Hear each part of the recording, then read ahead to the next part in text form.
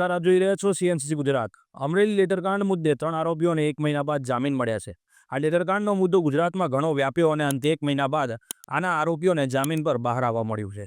આ મુદ્દામાં પોલીસ પણ સૂળી વચ્ચે સોપારીનો ભાગ બની છેવટે પોલીસની ફરજ બતાવી પોતાનું કામ કર્યું, પરંતુ હવે આ આરોપીઓ જાણે કોર્ટની ક્લીન ચીટ દઈને બહાર નીકળ્યા હોય કેવી રીતે મીડિયા સમક્ષ પોતાની રજૂઆત કરતા જોવા મળ્યા હતા।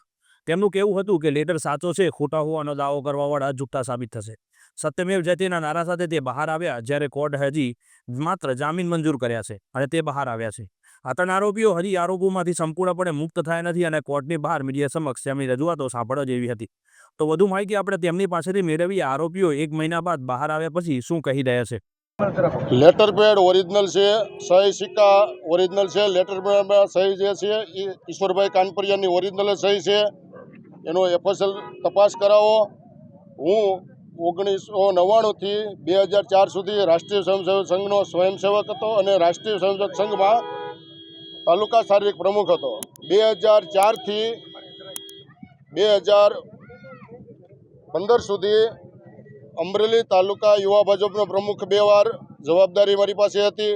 જિલ્લા ભાજપનો મીડિયા સેલનો કન્વીનર, જિલ્લા ભાજપનો રમતગમત સેલનો સહ કન્વીનર અને જિલ્લા યુવા ભાજપનો ઉપપ્રમુખની મેં જવાબદારી નિભાવેલી છે અને હાલ સક્રિય કાર્યકર છું।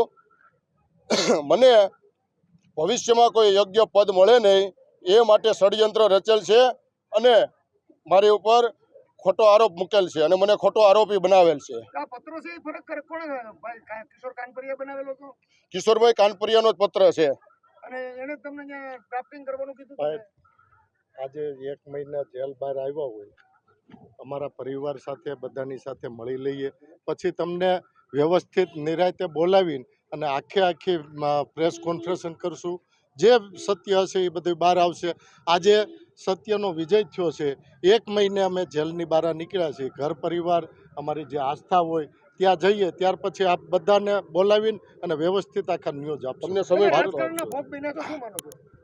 ભારત માતા કી સમય આપશો, તમને પૂરો સમય આપશો, પૂરતો સમય આપશો તમને। Bureau chief CNCC Gujarat, Patan.